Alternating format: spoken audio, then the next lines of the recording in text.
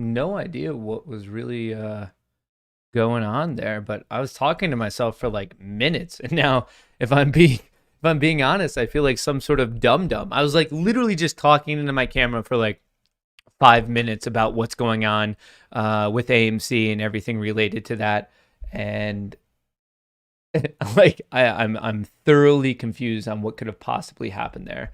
But it looks like we're live again. I don't know why. It just like wasn't connecting or something. Hmm. Let me double check. Let me double check this. All videos. I like can am I talking to myself again? I guess that's like a better question. Is Matt talking to himself? Uh let's see. No clue. I could be. Very well might be talking to myself. I think we have some people in here. Just double check on my end that I'm not playing any music. Should start in about 6 minutes, roughly.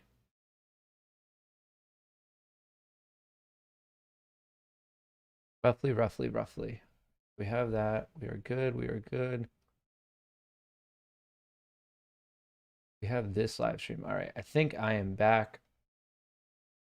We're just trying to get it ready. 5 minutes till we have the earnings call. I did tweet out some of the information. The reason AMC ran from what 33.80 up to 37, it beat top line numbers, bottom line numbers. They have $2 billion in liquidity. Things are looking pretty good. Looking pretty good. I don't know why it kicked me out of this.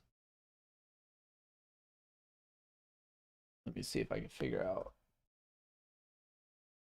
one thing that we have going on here. Messing up, folks. We're just waiting. I'm listening to them in the background just so everyone knows we're not gonna miss any of the action. I'm listening to their elevator music. That got me like demonetized last time.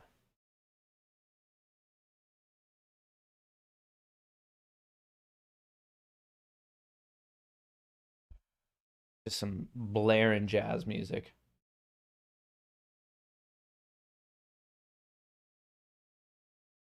Hmm. This music, man. Next level stuff.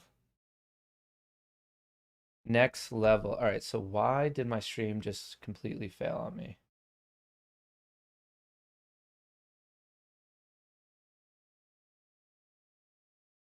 Why, oh, why? What are you doing? At least we have a couple minutes to get this all figured out. I think YouTube is all good. You guys can hear me loud and clear. Preferences.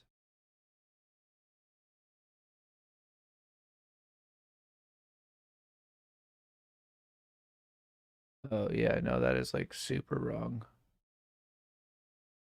This is just not going to happen there then.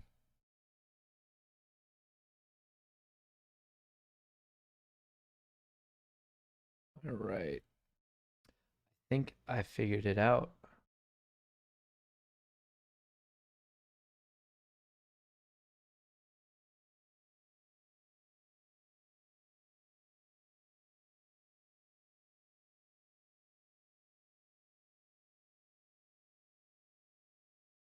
All right. I think we are all good with 2 minutes to spare.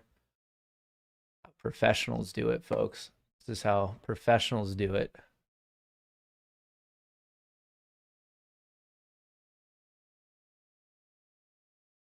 All right. All I need to do here is kind of get this tweeted out. We're less than a minute and it should be starting. I'm excited, but the AMC beats top and bottom line. AMC Entertainment shares are trading higher after the company reported better than expected Q2 earnings per share and sales results. The company reported it currently has liquidity available of more than $2 billion. That's with B, billion. Exciting stuff. Obviously causing some excitement. Why would it not? I mean, those are really good. Really, really good. Really good.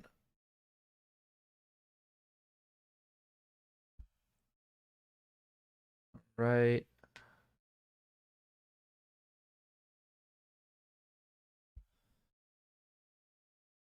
Do, do, do, do, do, do, do. They're playing some jazz music. I'd play it for you guys, but last time I got in some trouble for it because it's not my jazz music.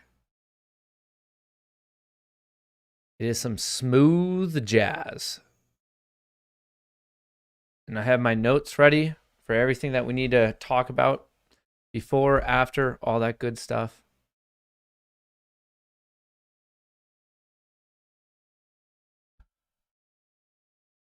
Right. We are ready to rock, team. It should be starting in like a minute.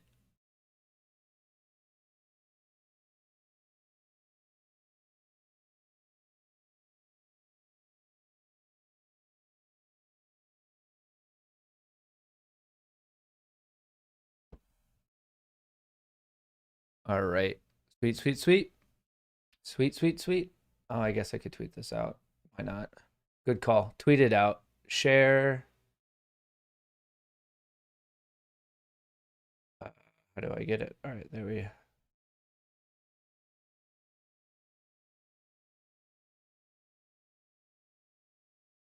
quote tweet myself. Quote tweet.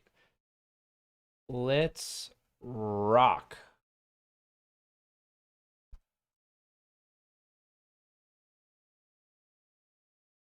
All right.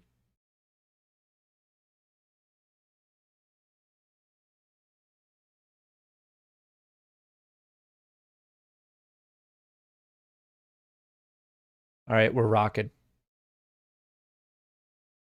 By the 4 on your telephone. If at any time during the conference you need to reach an operator, please press star. Is the volume good? As a reminder, this conference is being recorded Monday, August 9th, 2021. I would now like to turn the conference over to John Merriweather, Vice President, Investor Relations. Please go ahead. Thank you, Kevin.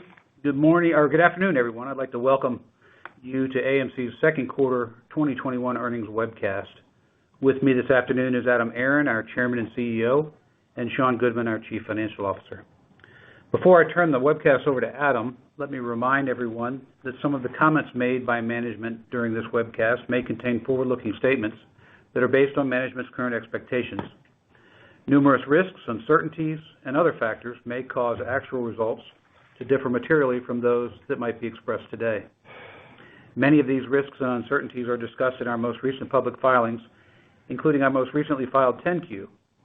Several of the factors that will determine the company's future results are beyond the ability of the company to control or predict.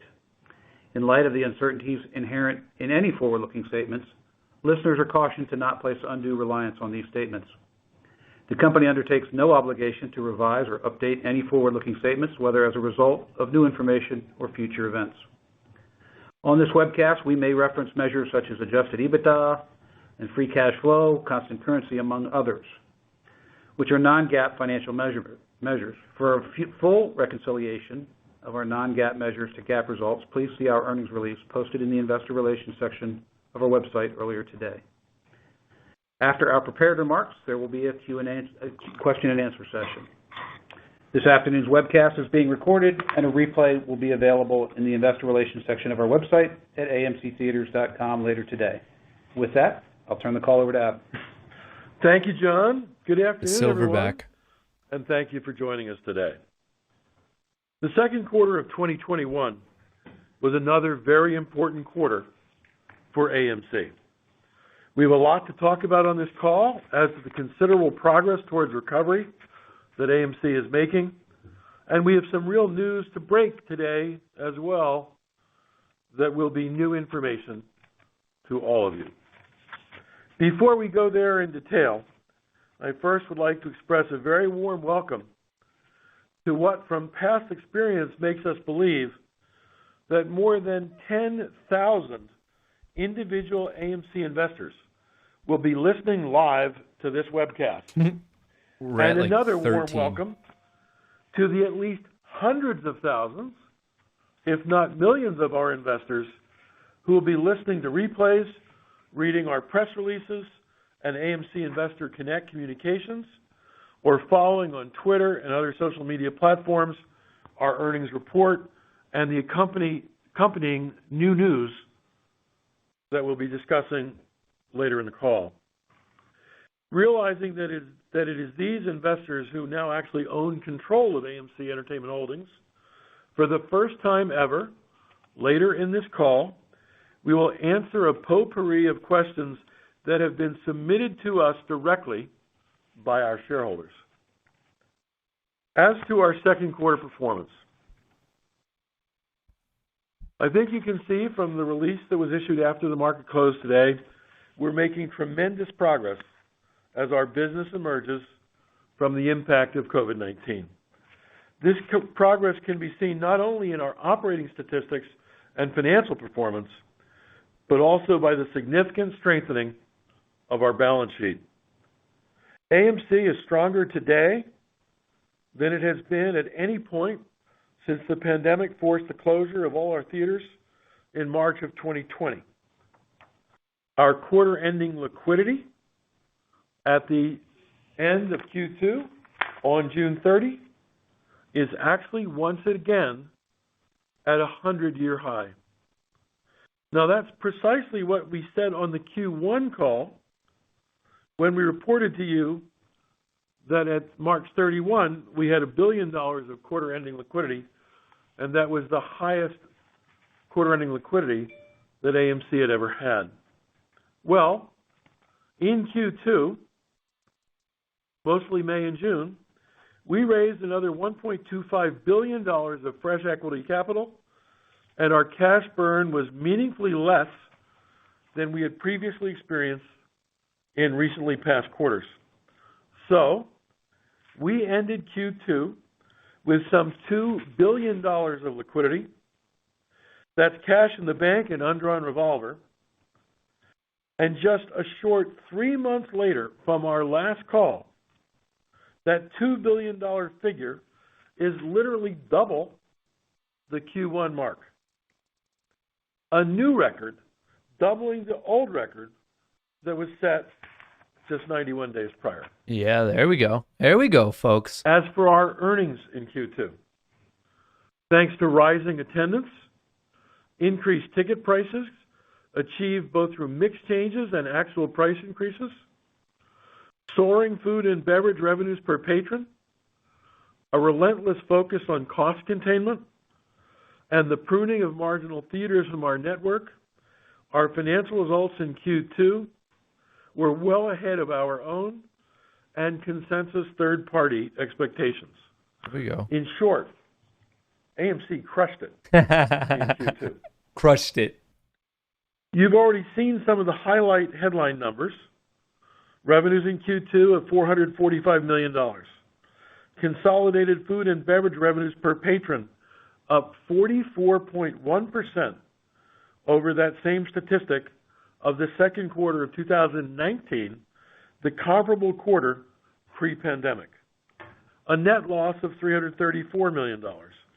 An EBITDA loss of only $151 million. An EPS loss of only 71 cents per share. Gross CapEx expenditures in Q2 2021 of only $17.9 million. These are very strong metrics across the board performance by AMC compared to what many people, ourselves included, thought might happen in Q2 of 2021. And here are more operating statistics that also suggest things are improving at AMC as 2021 unfolds. Overall ticket admissions revenue in the United States in 2021 versus 2019 pre-pandemic. So this is overall ticket admissions revenue in the U.S. Well, it was 13% of what it was 2 years ago in this year's Q1. But it was 29% of what it was 2 years ago in Q2 of 19. And so far, in the first weeks of Q3, we're running 45% of our 2 years ago levels. So Q1, it was 13% of what it was. Q2, 29% of what it was. Q3 so far, 45% of it was. It's still down, but the trend line shows significant improvement. And even that's somewhat misleading because we've reduced so many showtimes at our theaters to save on theater operating expenses, which partially mitigate those revenue declines. So if instead, rather than just looking at ticket admission revenues, if one looks instead at capacity utilization, that's the percentage of seats that we sold as a total of what was available for sale, you'd see that our capacity utilization was 41% in Q1 of 2021 of what it was 2 years ago in Q1. It was 61% of 2 years ago levels in Q2 and 68% of 2 years ago levels so far in Q3. Again, capacity utilization, 41% in Q1, 61% in Q2, Wow. 68% so far in Q3. I like that trend. Again, that trend line is pointing up. We certainly have a way to go, but progress is clear. And we should be getting to play a lot more big movie titles in the balance of Q3 and Q4 2021 as contrasted with what was shown in our theaters in the first 6 months of this year.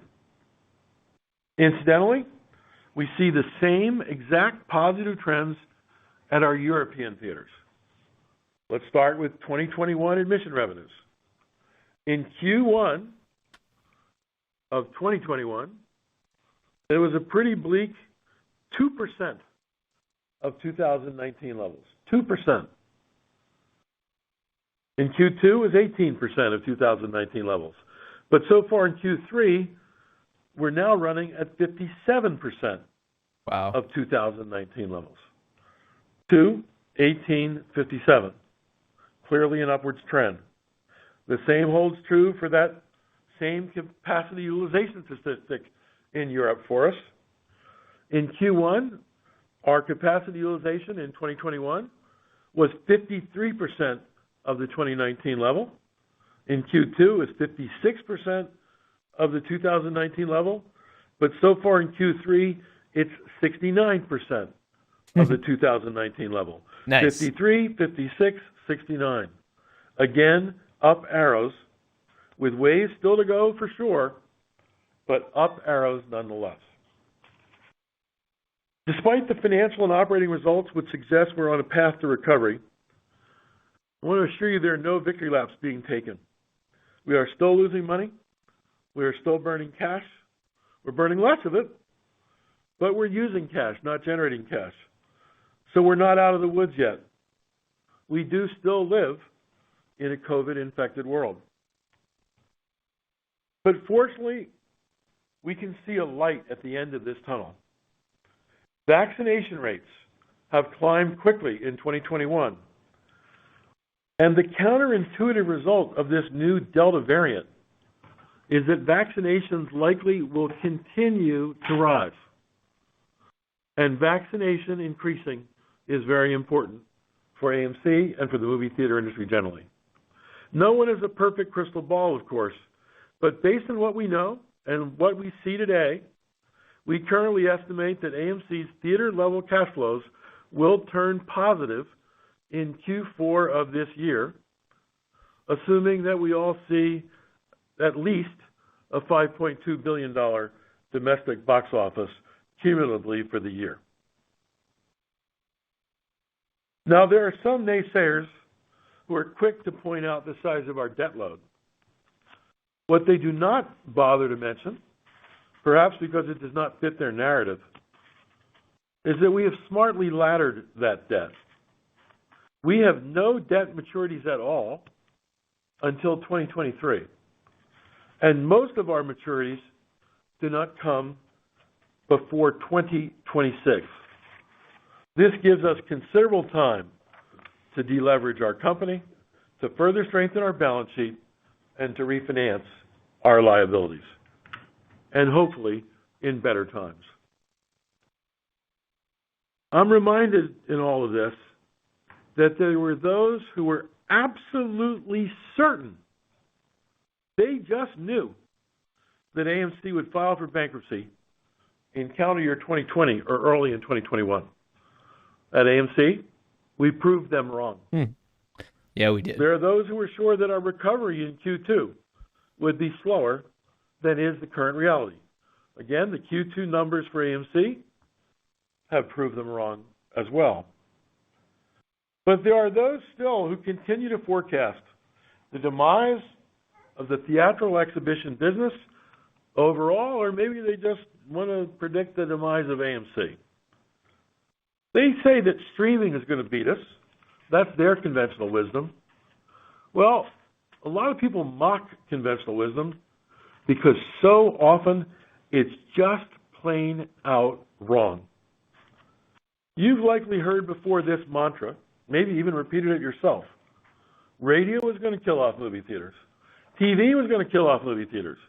VCRs was going to kill off movie theaters. DVDs were going to kill off movie theaters. Each time, movie theaters proved resilient. Americans went to a movie theater 1 billion times in 2019. That's 1 billion with a B.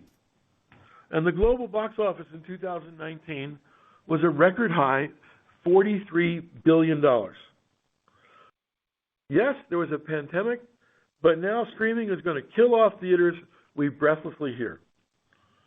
Well, at AMC, we intend with all of our might and brains and heart and sinew to prove those procrastinators and prognosticators wrong too. I'm now going to turn over the call to our Chief Financial Officer, Sean Goodman, to give you some more insight into the progress we're making, and then I'll come back to break some news before we head to Q&A. Sean? Thanks, Adam, and thank you everyone for joining us this afternoon. As Adam noted, this quarter marked an important and very successful step along our pathway to recovery. Overall, our global attendance in Q2 was more than 3 times that of Q1. While this is approximately 77% below 2019's attendance levels, it is only approximately 45% below our 2019 attendance per showing. This is an illustration of how we're actively managing our show times and associated costs to optimize the efficiency of our operations. We have a way to go before the business fully normalizes, but clearly we are on the right path and making significant progress. In general, comparison of our results to 2020 and 2019 are not particularly meaningful, given that we are still in a ramp-up phase. However, there are certain metrics that are really very encouraging and worth mentioning. Compared to the second quarter of 2019, the domestic average ticket price was up more than 15%, and food and beverage revenue per patron was up nearly 42%, to a very impressive $7.91, and this compares to $5.58 during the same quarter of 2019. Similarly, the international average ticket price was up 6%, and food and beverage revenue per patron was up nearly 33% compared to the second quarter of 2019. This food and beverage increase is primarily driven by a significantly higher percentage of guests choosing to purchase our food and beverage concessions. We are continuing to see strength in both the average ticket price and food and beverage per patron as we move through the third quarter. Clearly, our guests are celebrating the event of going out to see a movie and enjoying the full immersive theatrical experience, the sights, the sounds, and the innovative AMC concessions. Let's talk a bit about our balance sheet. As Adam noted, we ended the quarter with $2.023 billion of total liquidity. And this is comprised of $1.811 billion of unrestricted cash and $212 million available under our revolving credit facilities. This record liquidity level was made possible by our equity issuances during the quarter, plus the completion of the sale of our remaining equity interest in theaters in Lithuania. On average, during the second quarter, our cash burn was $85 million per month. This is a significant improvement from Q1, when the average cash burn per month was $120 million. And this improvement in cash burn is a result of higher gross box office grosses, together with our very strong operating performance. And it's particularly noteworthy and an impressive improvement when one considers that our cash interest spend and deferred rent repayments were significantly higher in Q2 than they were in Q1. If we look at cash burn before the payback of deferred rent and debt servicing costs, it was approximately $40 million per month in Q2 versus a burn of $115 million per month in Q1, a very significant improvement. Note that our cash burn numbers are stated after normalizing for the impact of capital raised during the quarter, and therefore exclude the proceeds from completion of the sale of our theaters in Lithuania and the equity capital that we raised during the quarter. Regarding capital allocation, we're pursuing a balanced approach to capital allocation, and our priorities are as follows. 1, ensuring that we have sufficient liquidity to withstand any bumps along the road and the inevitable volatility as our industry recovers from the impact of the COVID pandemic. 2, strengthening our balance sheet by reducing our debt and associated interest costs. 3, investing in our business to enhance the guest experience. And 4, opportunistically pursuing value-enhancing partnerships or acquisition opportunities. With our current solid liquidity position and the recovery that we are seeing in the business, we believe that it is appropriate to carefully deploy our cash in ways that are most beneficial for the long-term future of the business. Well, of course, we will continue to be ultra-focused on our operating efficiency. This will be rather than focusing on short-term monthly cash burn. And what I mean in this regard is we expect going forward that we will choose to pay cash interest as opposed to payment in kind or PIK interest. This will avoid any increases in our debt position. We also anticipate taking thoughtful actions to reduce our debt, including the deferred rent balance, all of this with a view to strengthen our company for the future. In addition, we will continue to actively manage our theater portfolio, closing underperforming locations. We've quietly closed more than 74 marginal or money-losing locations over the last 18 months, and opportunistically pursuing attractive, high-potential locations, which Adam will discuss when he comes back on. Turning to our landlords, at the end of the second quarter, we had deferred rent obligations of $420 million, representing a decline in obligations of approximately $55 million compared to Q1 of 2021. For the second quarter, actual cash rent paid was approximately $55 million more than what is shown on the face of the income statement as we repaid deferred rent. While future cash rent payments will continue to be dependent on ongoing discussions with landlords, we anticipate cash rent paid in the second half of 2021 will be significantly higher than in the first half as we continue to work on reducing the deferred rent balance and we take advantage of opportunities that may arise to, for example, prepay rent in exchange for favorable lease terms. For now, we continue to focus the substantial majority of our capital expenditures on maintenance spend. However, a small amount of growth CapEx could arise from potential opportunistic high-return investments later on in the year. CapEx for the second quarter was $10.5 million. This is net of landlord contributions. Net CapEx for the whole of 2021 is expected to be in the range of $100 to $120 million. Reflecting on our results and the financial position at the end of Q2, It is quite remarkable just how far we have come in a relatively short period of time. We believe that we are uniquely well positioned for a strong and profitable recovery now that all our theaters are open. We have a backlog of exciting movie titles to be released, and we have record levels of liquidity. And with that, I'll pass the call back over to Adam. Thank you, Sean. Good stuff. I've been saying publicly ever since we raised that life-prolonging additional equity in May and June that it was high time for AMC to start playing on offense again. And earlier on this call, I promised you some news. So here goes.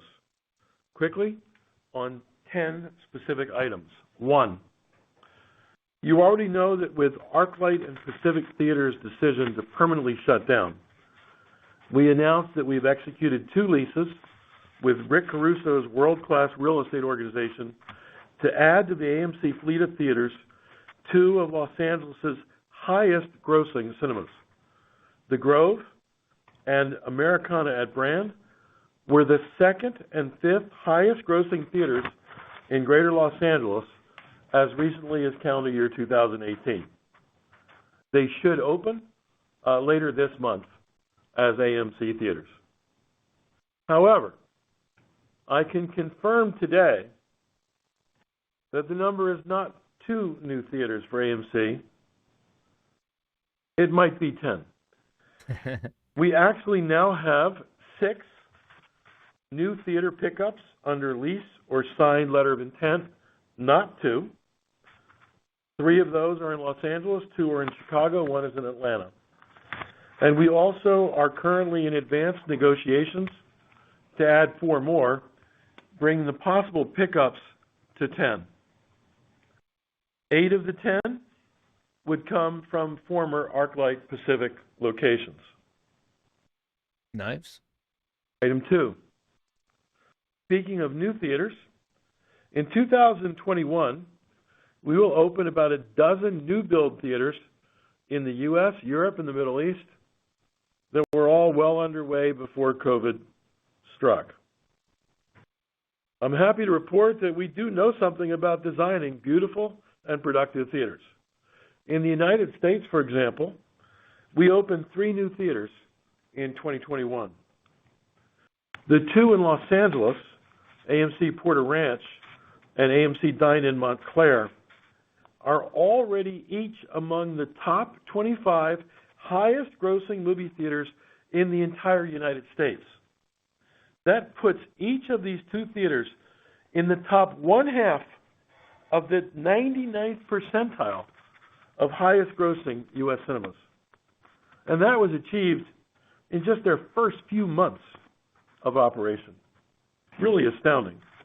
Our new AMC Dine-In Theater in Sunnyvale, California, also is doing amazingly well. It's in the 94th percentile of highest grossing U.S. theaters. Item 3. Many of our new individual investors have showered us with great ideas about how we can strengthen and brighten the future of AMC.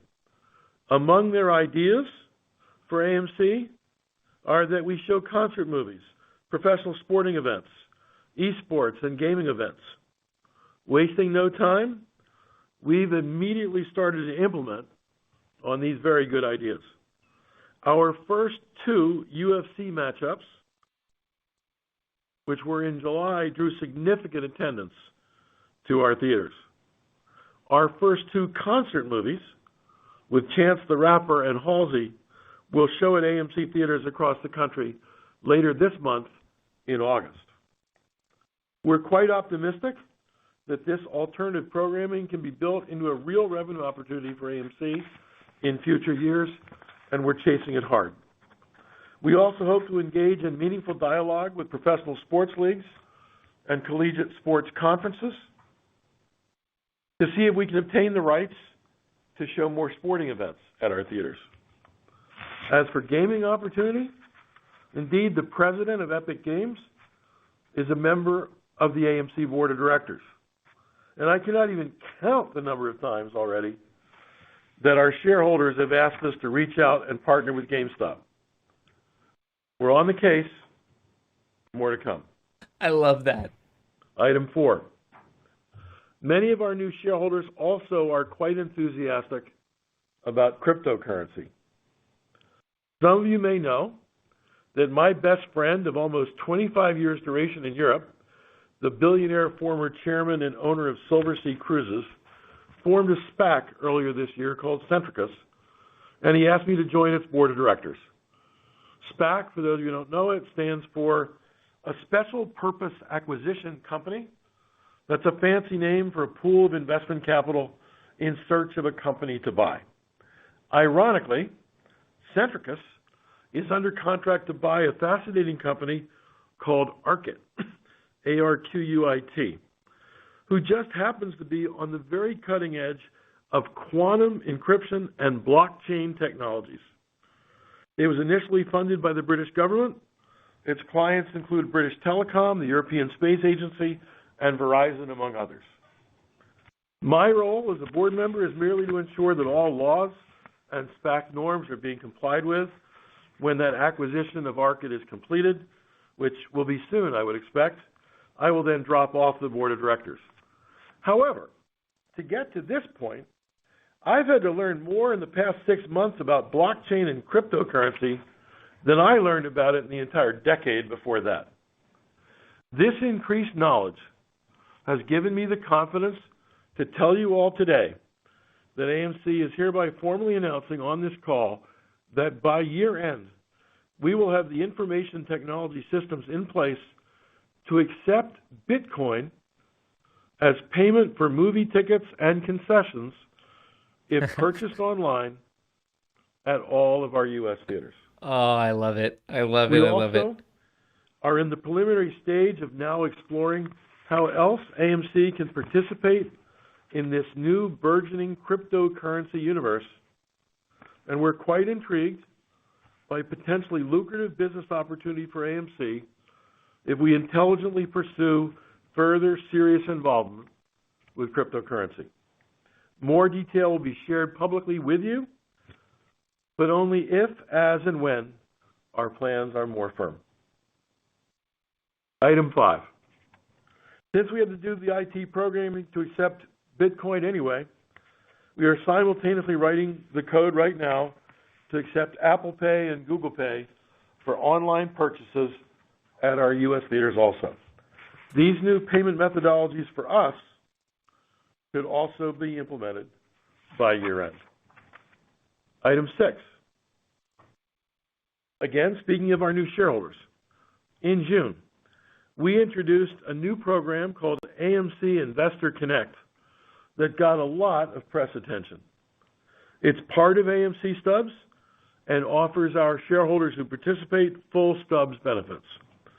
We are thrilled that almost 300,000 of our shareholders have already joined. Our goals with the program are simple. We'd like to improve the communications that we have with the people who own AMC. And we also want to convince many of the millions of people who are now our shareholders into becoming avid customers of our theaters as well. Hence, we already have made multiple free and discounted offers to participants in AMC Investor Connect, and we're setting up a program of special advanced screenings for our AMC Investor Connect members. To that end, a very special thank you to Sony Pictures for enabling our first such advanced screening in July, ahead of the scheduled theatrical release of Escape Room Tournament of Champions. Item 7. Also, to heighten the information exchange with our new shareholders, as well as with the public at large, in April, I started actively tweeting again, which I had not done since my days when running the Philadelphia 76ers back in 2013, when Twitter was my social media platform of choice to interact with sports fans. My Twitter followers have more than tupled since April and now exceed 150,000. But what kind of blows my mind is that according to Twitter analytics, my tweets, which I write personally, so far have been read more than 72 million times. In addition, I'm actively following almost 2,000 people who appear to be interested in AMC to get a better sense of what they're saying and thinking. I also make it a point to check and read my inbound Twitter feeds personally. There are hundreds and hundreds of replies to any tweet that I publish, which I find give me a more sophisticated and better understanding of what's on the minds of AMC's new owners. Item 8. With labor costs going up in some places around the country, our costs are rising in the United States. We've also noticed that there's appeared to be little price resistance to the increased prices currently being charged at our U.S. theaters. So just last week, we imposed an approximate 5% admissions ticket price increase at many of our U.S. theaters. On average, that's about 50 cents or so in an increased admissions ticket price. We think consumers will find that palatable, but hopefully that will meaningfully strengthen the AMC bottom line. Item 9. There's a lot of talk currently about exclusive theatrical windows, or the lack thereof. You all know that AMC was way ahead of this issue, reaching a landmark and historic agreement with Universal in July of 2020 on their concept of premium video on demand. We were pleased then, and we're still very pleased now, with the outcome of the Universal AMC agreement, and in our mutually working through that initially contentious issue, AMC and Universal are now very close. In fact, I think we have the best working relationship that we've had together in many years. In this same vein, I'm also pleased to announce today that AMC just reached formal agreement with our friends at Warner Brothers to show all of their movies in calendar year 22, importantly respecting an exclusive theatrical window of 45 days prior to home release for all Warner Brothers films. It's no secret that AMC was not at all happy when Warner decided in December to take movies to the home on HBO Max simultaneously with theatrical release. Therefore, it's especially gratifying that Warner is yet again embracing an exclusive theatrical window. And for us at AMC, it's especially pleasing to be working so harmoniously with Warner Brothers once again. We actually are in dialogue, active dialogue, with every major studio on this very important topic. We are hearing considerable support in Hollywood that an exclusive theatrical window is an important way to build big and successful movie franchises. Clearly, though, this whole subject is quite topical. It's very much a work in progress. We will keep you posted as things turn out. And finally, 10. I'd like to thank the Board of Directors of AMC for electing me in July to serve as Chairman of the Board, as well as CEO of AMC Entertainment. You know all that. And you've also heard that former U.S. Ambassador to the United Kingdom, Phil Later, was elected to serve as the Board's lead director. To be no surprise to any of you that we have a highly able, experienced, and dedicated board, I feel fortunate to serve with them all. But the news on this point is that at our first meeting of the board in my new role, I discussed with the board that I think it is extremely important that company insiders maintain a significant financial ownership stake in AMC through owned and or granted shares so that insiders have financial interests that are directly aligned with those of our shareholders. Our board members already have a policy in place that they must hold any granted shares for at least one full year. But there was no such plan currently in place for the company's 19 most senior executives. Therefore, I will be recommending to the board a new policy. Without going through all the nuances, and it's kind of complex, but to simplify it and break it down, I will propose that I, as CEO, be required to hold a number of owned or granted shares at least equal to 8 years of my salary. In my case, 8 years of my salary would mean that I would be required to have at least a $12 million ownership stake in AMC of owned or granted AMC shares. Sean, our Chief Financial Officer, would be required to hold 6 years of his salary.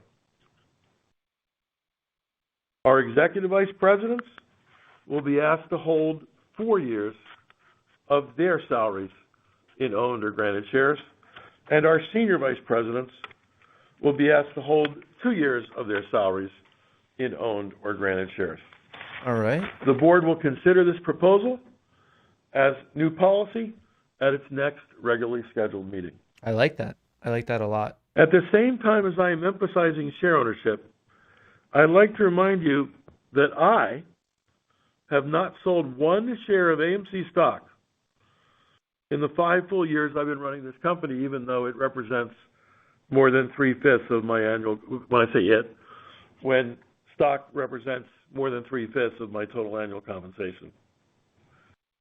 Other than gifting a small percentage of my AMC ownership stake to my 2 adult children, earlier this year, I also did not sell any AMC shares in March when I could have. I did not sell any AMC shares in June when I could have in 2021. I similarly will commit that I do not intend to sell any AMC shares in September of 2021 when I'm legally permitted to do so. But as much as this pains me to admit, in September, I'll be celebrating my 67th birthday. I'm going to be a young, vibrant 67, but hey, it's 67 nonetheless. 2 months ago, more than 85% of my net worth was in AMC stock, and proper estate planning for a 67-year-old suggests I should diversify my assets a bit. But I don't want any of you ever to think that I have anything but full confidence in AMC's future. So I will do so under the auspices of the parameters of what is called a 10b5-1 plan, where I pass off all the share trading control of the shares that I own or am granted to an independent third-party bank based on parameters of the plan that I only partially set. The plan would not go into effect until towards year-end at the earliest, and only a small percentage of my owned or granted shares could get sold in any 1 month. And that would then be repeated over a period of at least several months. This way, I really have passed on the decision-making to someone else on this important topic. Additionally, whatever is sold or not sold by an independent third party, I still will have millions of AMC shares that either are owned by me personally or have been previously granted to me personally. My economic incentives are very much aligned with yours to increase shareholder value for all the owners of AMC. What's more, I so fully believe in transparency that I'm letting you all know this well in advance, even though current U.S. law does not require me to make this or even any public disclosure now, at this time, or at any time soon, prior to any shares actually being sold. Well, there you go. That's the quarter. That's 10 items of news. It's awesome. Our second quarter was a very encouraging one for AMC. We believe we're on a road to recovery, and we're ever so grateful to our friends and allies who share our passion that AMC's best days should be those that are coming. You can take comfort that our deeper financial reserves allow us to stay the course, to innovate again, and to capitalize on the opportunities that we see around us. We fundamentally believe that ours is a future that is bright because there is nothing as magical as seeing dazzling images on a huge silver screen. We're now going to turn this call to the questions that were submitted and upvoted with the greatest shareholder interest on the Say Technology platform, and then we'll take some questions from analysts if you all can spare us the time. I should point out that this is an experiment, this Say Technologies platform, for us. It works really interestingly, but it only works with some brokerage firms, not all. So many of our U.S. shareholders, and especially many of our international shareholders, may not have had a chance to ask their questions on this call. Still, we've had quite a bountiful array of questions posed to us to answer. Sean, what's the first question? Thanks, Adam. So the first question that we have is from Timothy, and the question is, Timothy? do you have any plans to offer a dividend again? Thank you, Timothy. We appreciate the question. If you look at our past since going public in 2013, AMC paid a sizable quarterly dividend every quarter until we got close to the pandemic. And realizing that our liquidity would be stretched, we ceased offering a dividend. There are some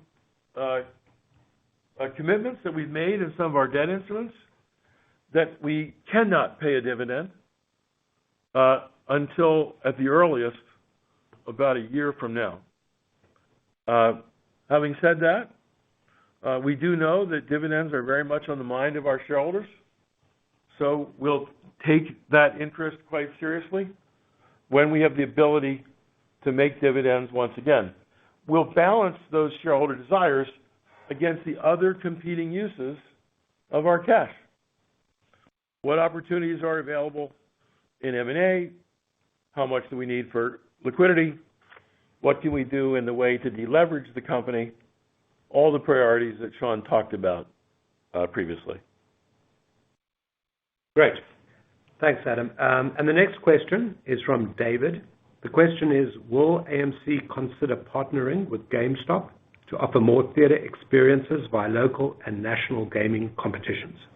As I said in my remarks just a few minutes ago, I don't even think I can count the number of times people have asked me if we could partner with GameStop. We're certainly willing to do so. It seems to me it's one of these interesting ideas that's flowed in from our individual investors, and we're happy to reach out to GameStop and see if they have any interest. The next question is from Ryan. The question is, would AMC ever consider reestablishing drive-in theaters? With the current state of the world, it would bring a lot of revenue with little worry for people trying to social distance. Ryan, that's a great question, and the reason I say it's a great question is I asked that same question last July, and we went through an exhaustive analysis of drive-in theaters, and honestly, we came to the conclusion that they're a bad economic idea. It sounds appealing, yes, you stay in your car, but there are two problems.